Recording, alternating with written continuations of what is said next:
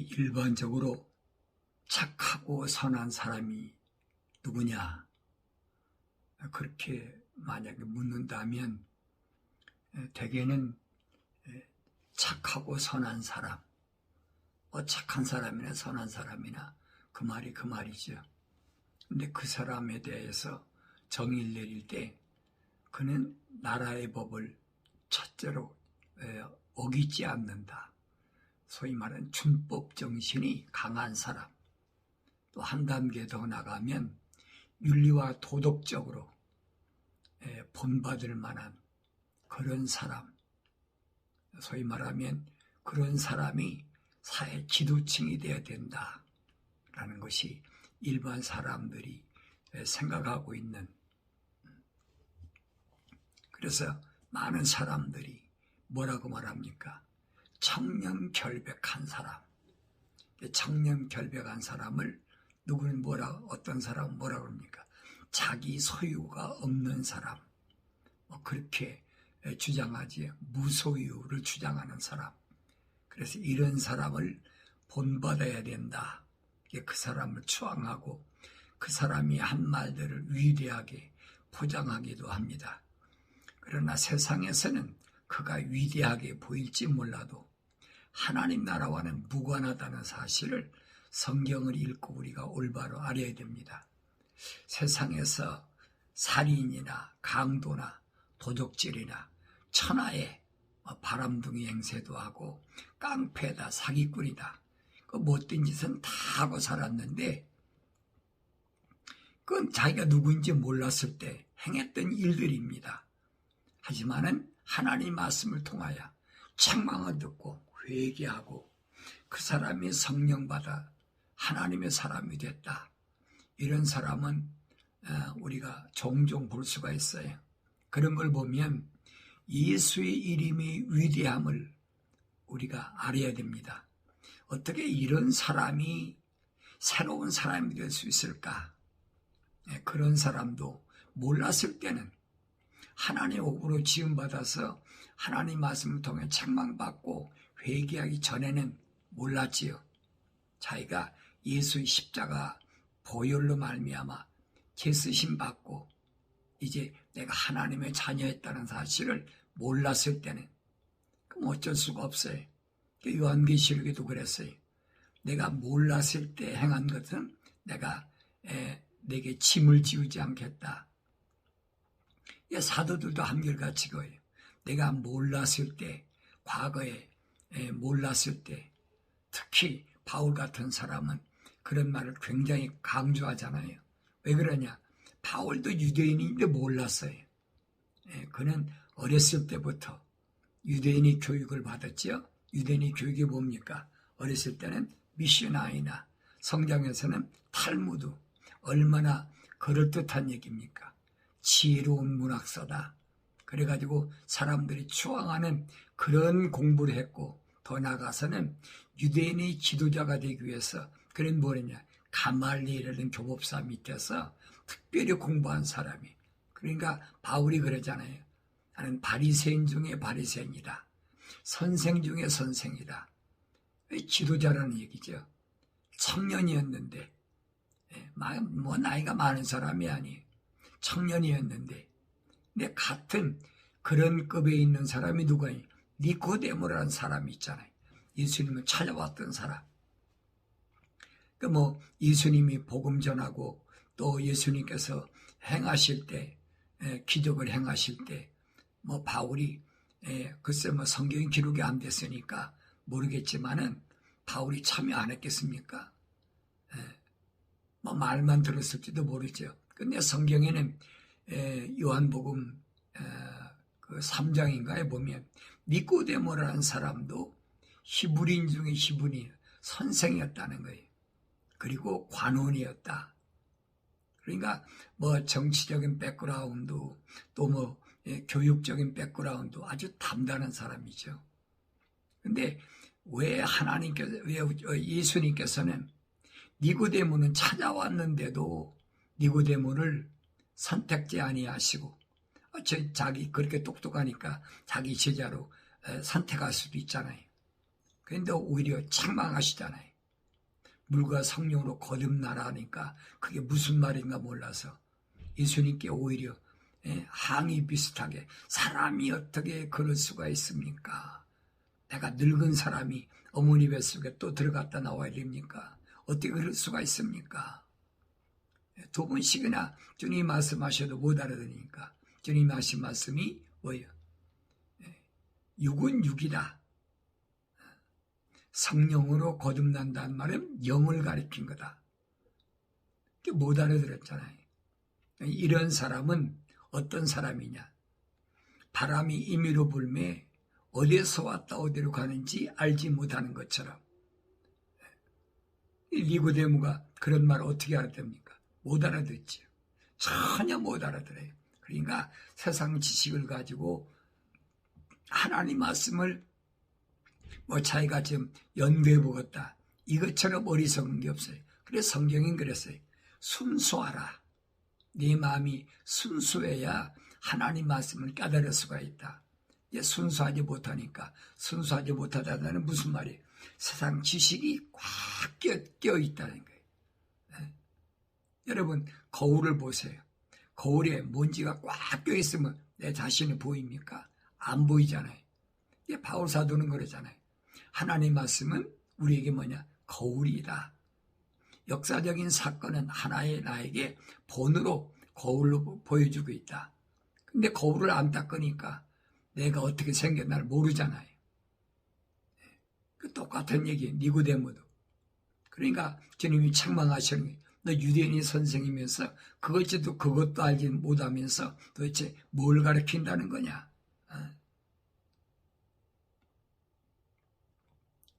왜 그러셨을까?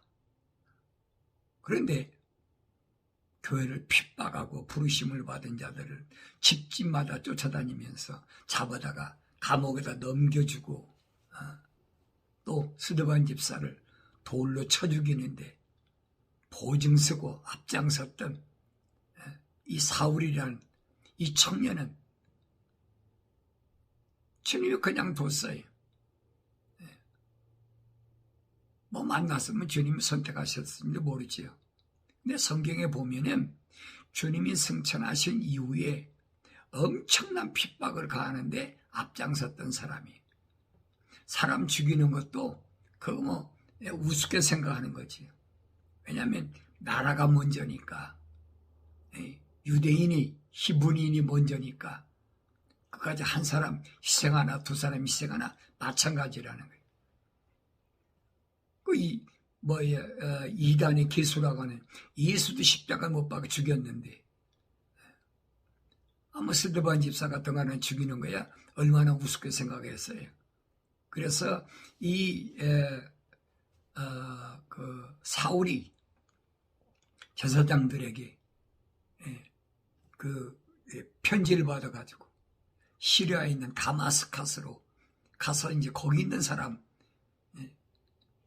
핍박이 심하니까 다 흩어졌잖아요. 예루살렘에서. 그러니까 거기 있는 사람들을 잡기 위해서 다마스카스로 가다가 주님을 만난 거예요. 하늘에서부터 갑자기 강한 빛이 비춰지니까 깜짝 놀래. 사울아 사울아 주여 누시나이까? 난 내가 핍박하는 예수다. 아니 얼마 전에 죽은 줄 알았던 그 예수가 부활하셔서 자기를 부르신다는 건 생각지도 못했잖아요. 사울이 뭐라고 그럽니까? 주여 내가 어찌하오리까?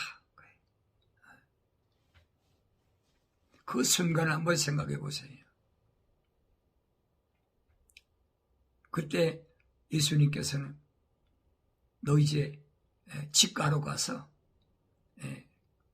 어느 집에 가서 기다리고 있어라. 내가 사람을 보낼 것이다. 그래서 사울이 가서 앞이 안 보이니까 소위 말하면 요즘 말하면 달달 봉사가 된 거지요. 안 보이니까 그 빛이 얼마나 강하였는지 그게 참빛이라 이 말이에요. 그게 창세기 1장 3절에 기록된 하나님께서 빛이 있으라 하실 때 그 하나님의 아들로 오신 예수 그리스도의 빛이라 이 말이에요. 그 빛을 보니까 눈이 멀어버렸잖아요. 천사의 모습만 봐도 뒷모습은 누구예요? 모세도 얼굴이 빛이 나가지고 이스라엘 백성이 볼 수가 없었어요. 그래 어떻게 했습니까? 얼굴에다 모세 보려면 수건을 가렸다. 고린도전서에 기록되어 있잖아요. 그러니까 그렇게 악랄하게 사람을 죽인 살인자까지도 몰랐을 때는 주님이 묻지 않으신다는 거예요. 그게 성경의 원리입니다. 과거에 내가 어떻게 살았든 내가 묻지 않겠다는 거예요. 근데 과거에 그렇게 험악하게 살았더라도 말입니다. 살인, 강도, 도둑, 또 천하의 바람둥이, 깡패, 사기꾼, 협작꾼, 얼마나 여러 가지가 많아요. 그렇게 했더라도 이 말입니다. 그것은 내가 몰랐을 때 한 거니까 내가 묻지 않겠다는 거예요. 주님이 십자가 못 박혀 죽으신 것은 그런 죄 때문에 죽으셨기 때문에 인간이 알지 못하고 범한 어떤 죄도 다 용서하신다. 예수 이름이 얼마만큼 위대합니까? 이걸 우리가 깨달아야 되는데 이걸 깨닫지 못해요. 되게 전도하면 뭐라고 그럽니까? 난 죄가 많아서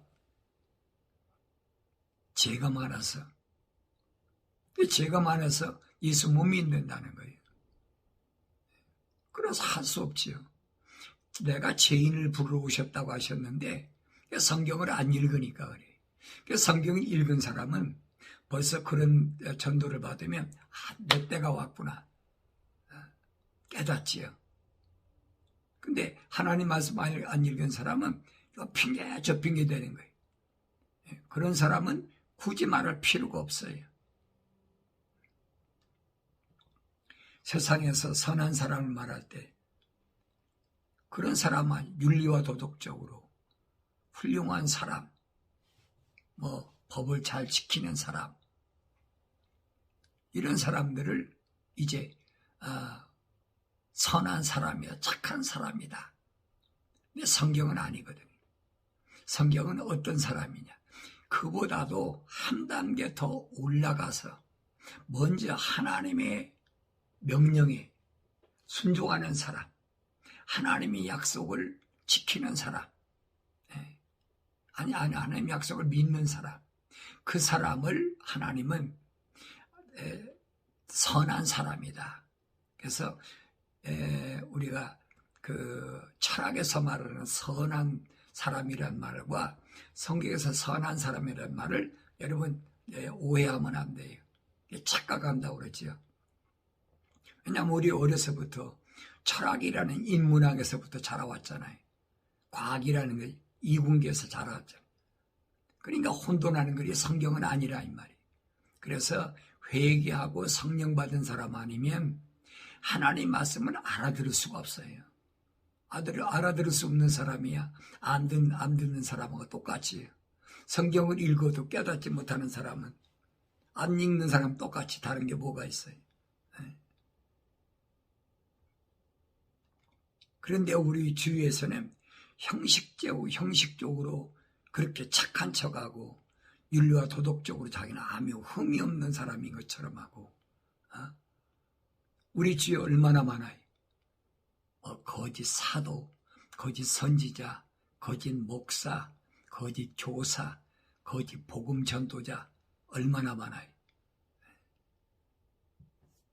막 꽉 차 있으니까 누가 옳고 그랬다고 할 수가 없어요. 그 특징이 뭐냐? 비성경적이다. 성경적이 아니라는 얘기. 그 사람이 사기치지도 않고, 그 사람이 도덕질하지도 않고, 그 사람이 소위 말하면 음행하지도 않고, 윤리와 도덕적으로 합법적인 사람이죠. 그렇지만은 그렇다고 해서 그 사람이 올바른 하나님의 거룩한 사도냐, 거룩한 선지자냐, 복음 전도자냐, 목사냐, 교사냐 아니라는 거예요. 네. 주님이 딱 그 규정해 놓으셨어요. 뭐라고? 그건 목자가 아니다. 돈 받고 행하는 이런 사람은 목자가 아니다. 그건 싹꾼이다. 싹꾼의 목자가 아니라고 분명히 주님이 결론을 내려놓으셨잖아요. 이거 사람이 어떻게 뒤집어요? 뒤집을 수가 없죠. 그러니까 이런 내용들을 우리가 올바로 깨달아야만이 이런 사탄 마귀 하수인들이 소위 말하면 빛의 천사로 가장합니다. 그걸 알아야 되는데 그걸 알지 못한다는 얘기. 그래서 바울은 얘기합니다. 성경 역사는 나에게 하나의 본으로 보여주고 있다. 그럴 때만이 성경 역사는 나에게 복음이 된다. 복된 소식이 된다는 거예요. 복된 소식이란 말은 하나님께서 간섭하시는 하나님의 음성으로 들려진다는 거예요. 그렇지 않으면 어떻게 봅니까?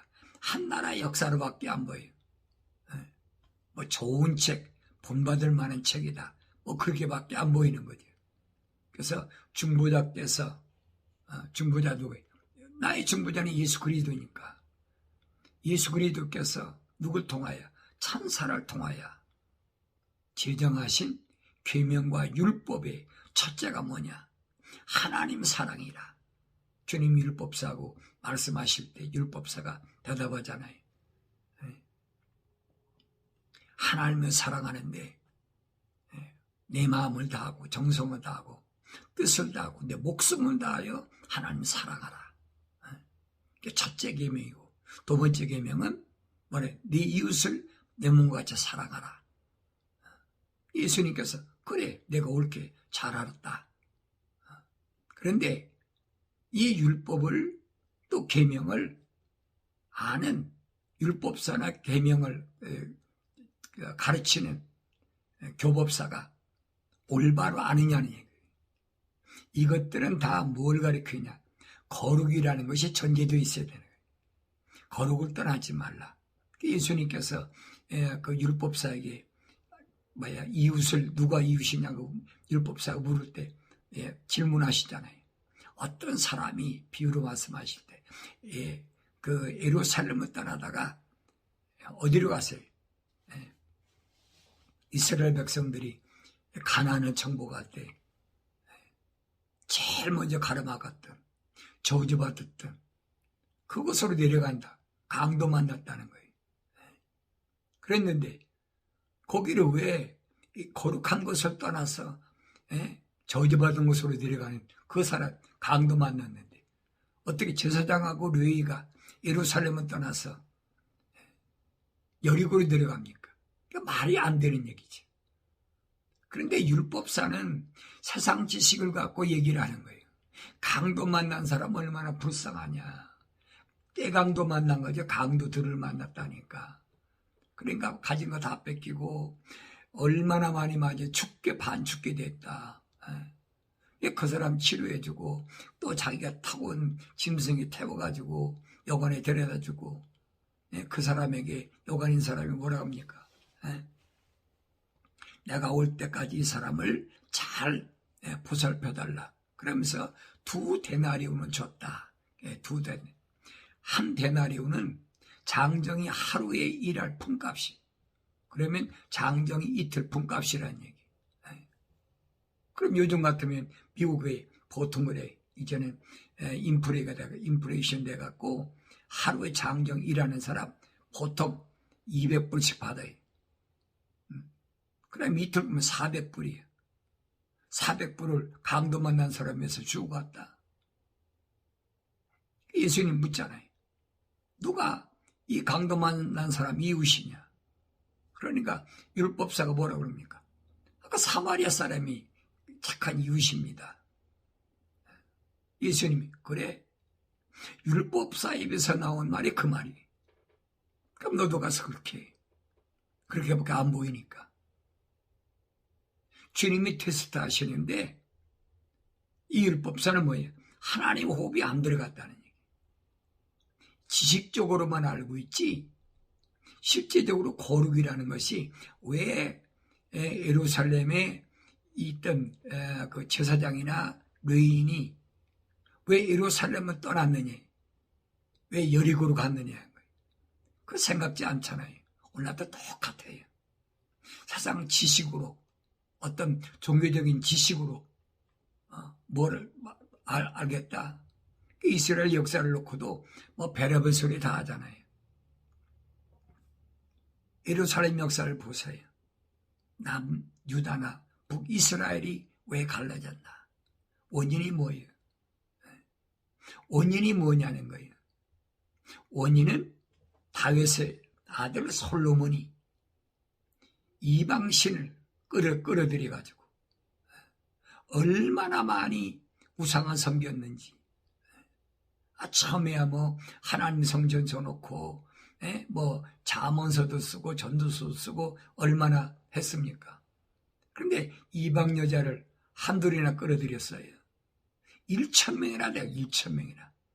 그러니까 하나님의 성전이 있는 앞에 있는 올리브산에다가 뭐 바신, 아세라신, 콤보스신, 베라벨 신당을 다 줘놨잖아요.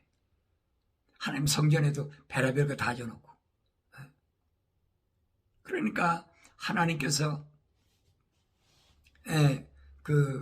약속하신 것 때문에 하나님 약속은 바뀔 수가 없거든요. 하나님 뭐라고 말씀하십니까?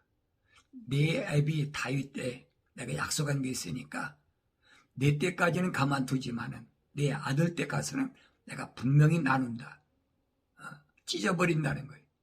그래서 북이스라엘은 여로보암이라는 반역하다가 이집트로 도망갔다가 돌아온 여로보암한테 10지파를 띄워주고 솔로몬의 아들 르호보암한테는 유다지파 하나밖에 안 떼줬어요.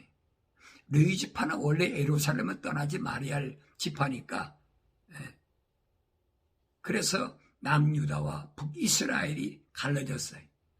그러니까 이런 것을 우리가 올바로 안다면 하나님의 계명이 또 하나님의 율법이 얼마나 엄중한 걸 알아야 되지요. 근데 이 엄중한 걸 모르고 계속 이 이스라엘이 여로보암은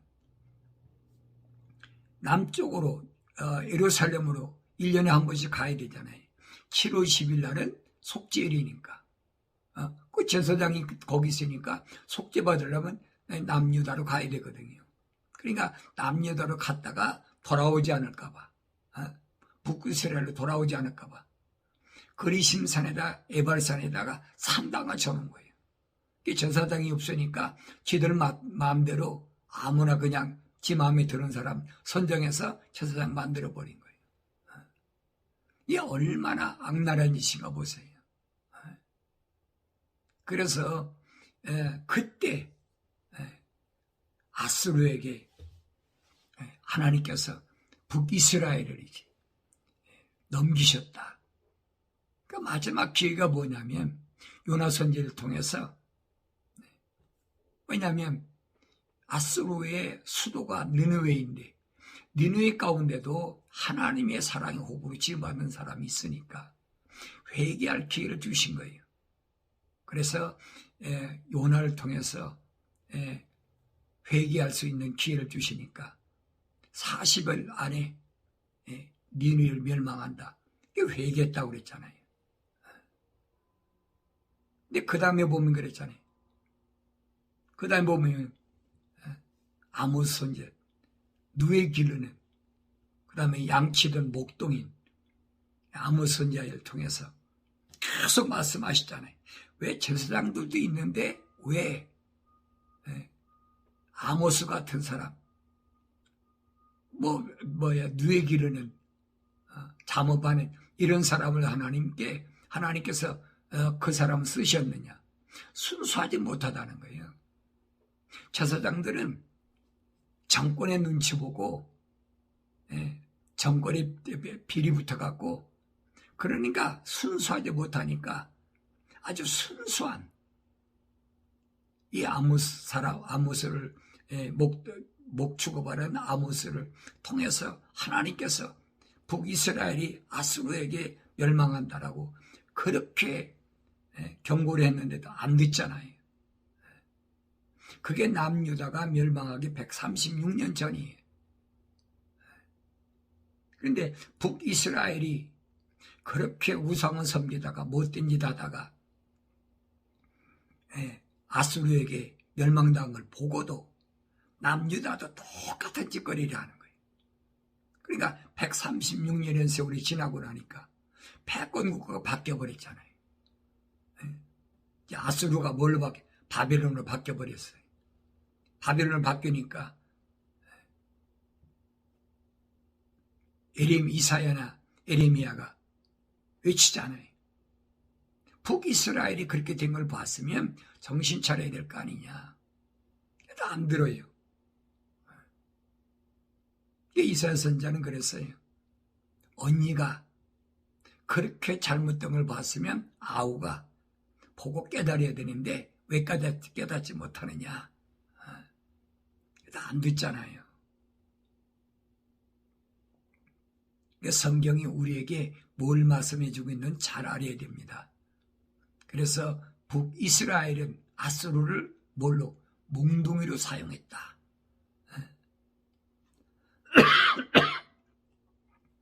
북이스라엘이 얼마나 아주 갈기갈기 다 찢어져 버렸잖아요. 아수르 왕이 어떡합니까? 다 끌어다가 거기에 이방인 갖다가 북이스라엘에다가 이주시키고 공산당하고 똑같이요. 그건 여러분 역사는 계속되는 거예요. 러시아도 그렇잖아요. 소비에트 때 보면은 사람들을 전부 갖다가 중앙아시아에다 막 강제 이주시키고 별짓 다 했잖아요. 우리나라 사람도 그때 그 남주나 아니면 그 북해도에 있던 사람들이 중앙아시아로 강제로 이주온 사람들이 고려인이라고 얼마나 그래요. 그러니까 이러한 역사를 통해서 우리가 뭘 봐야 되느냐는 거예요. 뭘 봐야 되느냐. 그래 남유다도 바벨론을 하나님께서 뭐라고 그러셨느냐. 바벨론을 이스라엘 백성 처음에 침공했을 때 빨리 깨닫고 돌아서라. 에레미야 선지를 통해서 분명히 경고 말씀하셨어요. 안 듣잖아요. 하나님이 그렇게 한번 첫 번째 바벨론 느부갓네살을 통해서 한번 침공했으면 회개하고 돌아서야 되는데 계속 20년 동안이나 요리조리 피해 다니고 어떻게 하면 여기서 우리가 이 길 피할까. 하나님께서 이레미야 선지를 통해서 약속하셨잖아요. 너희들이 우상 섬겼기 때문에 바벨론에 가서 70년 동안 종살이하고 와라. 내가 다시 예루살렘으로 회복시키겠다. 안 듣잖아요. 거짓 하나냐라는 선지자가 에레미야 선지자하고 서로 맞붙어가지고 거짓말로 하나님께서 언제 너한테 그렇게 말씀하시더냐. 하나님께서 내게 그렇게 말씀 안 하셨다. 예루살렘으로 가져갔던, 이제 바벨론으로 가져갔던 모든 기명들이 이것들 하나님께서 2년 내 다 예루살렘을 다시 보내신다고 했다. 그 거짓말로. 예레미야가 나중에 하나님한테 뭐라고 합니까?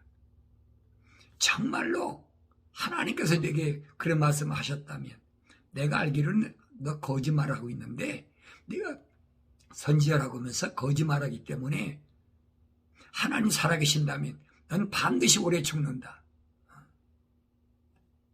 하나 죽어버렸어요. 그렇다면 뭐가 옳고 그런 걸 알아야 되지. 근데 깨닫지 못하거든. 그래서 첫 번째로 끌려갔던 바벨론 끌려갔던 남유다 중에서 제가 늘 말하는 다니엘이나 사드락과 메사가 아벳노고 같은 사람이 우리에게 오늘 나에게 본으로 보여주고 있다. 우상을 섬길 수밖에 없는 그런 악한 환경 가운데서도 하나님의 약속을 믿고 하나님 명령에 절대 순종했던 사람들을 보라는 거예요. 하나님께서 불의 천사나 물의 천사를 통해서 이스라엘 백성을 출애굽시킨 것처럼 분명히 지키신다는 거예요. 믿어야 되지요. 이스라엘 백성이라면 남유다나 북이스라엘 똑같잖아요. 그렇게 통일이 됐으면 강대국의 강제로 통일이 됐으면 이제 깨달을 때 됐는데 깨달은 것이 아니라 이 사람들은 한수도 떠가지고 어떻게 하면 우리가 더 지혜롭게 살 수 있을까? 어떻게 하면 이방 사람들한테 우리가 종살이하지 않고 더 여기서 벗어날 수 있을까? 어떻게 하면 다윗의 그 왕이 있을 때 그 풍성함을 다시 재현할 수 있을까? 그래서 만든 것이 뭐냐? 토라, 율법을 갖다가 모세오경 갖다가 각색해가지고 변질시켜가지고 어린아이들한테는 미션아이, 또 장성한 13세 이상 돼가지고 장성한 청소년한테는 탈무드, 그것만 가르친 거예요. 언제까지? 예수님 당시까지 마찬가지. 그러니까 사울이 그 공부를 한 겁니다. 민족적 해방. 주님이 분명히 내 나라는 이 땅에 있는 것이 아니라고 그랬는데 이 땅에서 무언가를 이루는 것이 그게 주의 뜻을 잘못 알고 잘못 증거하고 잘못 배웠던 거예요. 오늘도 마찬가지 여러분. 내가 정말로 주의 나라를 사모한다면 내 나라는 이 땅이 아니라는 거예요. 내가 가야 할 곳은 이곳이 아니라는 거예요. 주님 말씀하시잖아요. 너 잠자는 거고 죽는 것이 아니다. 이거 잘 아셔야 돼요. 하나님의 자녀는 절대 죽지 않습니다. 세상 사람들이 죽는다는 것은 잠자는 거라고 주님 말씀하시잖아요. 분명히 말씀하셔. 내 친구 나사로가 잠들었다. 나사로가 잠들었는데 여러분 잠들었습니까? 성사령 죽었잖아요. 이미 장사 지내가지고 뭐 했어요? 벌써 3, 4일이 돼가지고 썩 냄새가 나. 무덤 가까이 가니까 썩는 냄새가 나. 근데 주님이 뭐라고 말씀하세요? 돌 옮겨놔라. 주님과 안수하셨습니까? 아니잖아요. 한마디 말씀하세요. 나사로야 나오너라. 칭칭감경이 있는 나사로가 걸어 나오더라. 그 성경이 얼마나 정확하게 그 부활을 보여준 거거든요. 봐라. 죽은 자가 이렇게 부활한다. 오늘 제자들을 데리고 주님이 실전 교육을 시킨 거예요.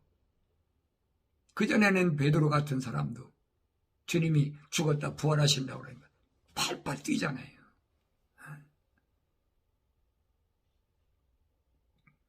이런 내용들이 오늘 성경을 통해서 내게 뭘 말씀하는지를 올바로 알아야 된다는 거예요. 마지막 때도 마찬가지. 마지막 때도 우리가 사탄 마귀가 그물을 쳐놓고 함정을 파놓고 기다리잖아요. 그게 뭐냐? 7년 대환란 때 666이라는 짐승표. 왜 세상이 궁핍하니까 마지막 때 두 증인이 기도하니까 3년 반 동안 비가 오지 않았다.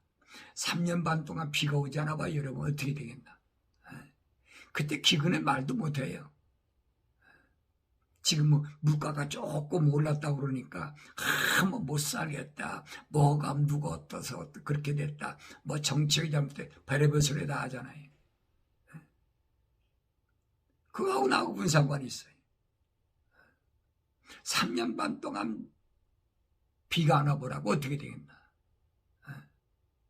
그때 일어난 사건을 요한계시록 13장에 분명히 기록하고 있어요. 그때는 배급제가 되니까 누구든지 짐승표를 받지 않으면 매매를 못한다. 사고 팔지를 못한다. 그거 어떡하겠어요, 여러분? 그 시련 어떡하겠어요? 그래서 요한계시록 14장에서 뭐래냐? 주 안에서 죽은 자가 복이 있다. 죽은 자, 잠자는 자가. 왜? 부활할 거니까. 나사로 통해서 보여줬잖아요. 주의 음성을 듣는 사람 반드시 일어난다. 사도 바울이 고린도 지방에 보낸 편지에서 고린도전 15장에서 분명히 말하는 거예요. 주의 음성을 듣는 자는 분명히 일어난다. 데살로니가 지방에 있는 교회들에게 보낸 편지에도 분명히 기록하고 있어요. 누구만 듣느냐? 할례 받은, 성령 받은, 십자가 보혈로 제사함 받은, 부르심 받은 교회는 반드시 듣는다는 거예요. 그 사람 부활하지요. 그래서 주님이 오셨을 때 성경 약속이 주님이 같이 오신다는 거예요. 왜? 그들이 마지막 나팔 소리에 홀연히 다 변화된다. 죽은 자는 부활하고 살아있는 사람이 변화되고. 그래서 하늘로 올라가니까 하늘에서 주님 만나가지고 세상에 내려와서 천년 왕국이 시작된다는 거예요. 그 약속을 믿어야지. 이 약속을 못 믿는 사람은 죽음이라는 게 두려운 거예요. 아무리 잠잔다고 해도 안 믿어지는 겁니다. 성경을 안 읽으니까 안 믿어지죠. 또 성경을 읽어도 하나님의 약속이, 주님의 약속이 안 믿어지면 그 사람은 하나님 호흡이 안 들어간 사람이고, 하나님 호흡이 들어갔더라도 그 사람 회개하지 않고 성령 안 받은 사람이에요. 이 하나님 말씀을 우리가 올바로 잘 깨달아야만이 흔들리지 않고 하나님 거룩한 뜻을 우리가 온전히 이 땅에 있는 동안에 이룰 수 있다. 사도 바울은 말합니다. 우리가 믿음의 온전한 확신 가운데서 진실한 마음으로 다가가자. 믿음의 온전한 확신 가운데서 진실한 마음으로 다가가자. 흠이 없어야 돼. 순전해야 돼. 그래 다가갈 수 있어요. 근데 마음에 뭐 이것도 걸리고 저것도 걸리고 안 되는 거 될 수가 없는 거예요. 이는 우리 마음은 악한 양심으로부터 핏부림을 받았고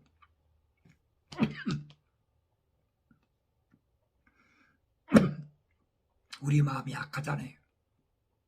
악한 생각, 살인, 간음, 음란, 도둑질, 거짓 증거, 모독, 이런 악한 양심으로부터 예수 십자가 보혈로 깨끗이 제산받아야 되고, 또 그렇게 받았더라도 우리가 이 땅에 사는 동안에 날마다 보는 것 때문에, 듣는 것 때문에 생활 속에서 계속 묻어오잖아요. 악한 것들이. 눈으로 보는 거, 육신의 종교, 안목의 종교, 자랑 같은 거 자꾸 들어오잖아요. 그러니까 우리 몸은 순수한 물로 씻겨졌기 때문에 그랬어요. 말씀이 온 물로 깨끗이 씻어져야 된다. 그렇지 않으면 안 된다는 거예요. 내 마음은 십자가 보혈로 모든 악한 것이 핏부림을 통해서 깨끗해졌다면 우리 몸은 순수한 말씀이 온 물로 날마다 씻겨져야 된다는 거예요. 한 번 씻겼으니까 됐다. 천만의 말씀이 안 되는 거예요. 내가 세상에 잠들 때까지는 계속 밀려오는 겁니다. 환경이라는 걸 통해서. 이걸 피할 수가 없어요. 어떻게 피하겠습니까? 그러니까 베드로는 말합니다. 물은 예수 그리스도의 부활하심을 인하여 이제 우리 구원하는 모형이니 그랬어요. 물은 예수 그리스도의 부활하심을 인하여 이제 우리를 구원하는 모형이라. 이것이 곧 침례라. 베드로는 설명하잖아요. 이것은 육체의 더러움을 제거하는 것이 아니라 하나님을 향한 선한 양심의 응답이라. 그랬어요. 양심의 응답. 하나님을 향한 선한 양심의 응답. 하나님을 향해서 내가 어떤 마음을 갖고 있습니까? 선한 양심. 하나님의 약속을 믿고 하나님의 명령에 순종하는 그 마음을 가진 그 응답이라는 거예요. 이것이 침례인 것이지 침례라는 어떤 의식을 통해서 내가 구원받는 게 아니라는 것을 분명히 확실하게 말씀해 주고 있잖아요. 그러니까 내가 이 땅에서 뭘 해가지고 구원받고 뭘 해가지고 내가 뭐 응답받고 이건 아니라는 얘기예요. 이게 비성경적이다. 그래서 날마다 내가 하나님 말씀을 상고하고 날마다 말씀과 기도로 거룩해짐으로 인해서 이 악한 세대에 하나님의 약속을 온전히 이루는 부르심을 받은 교로서 성공적인 승리의 삶을 살아가는 그러한 성령받은 주님의 몸된 교회들이 되어지길 바랍니다.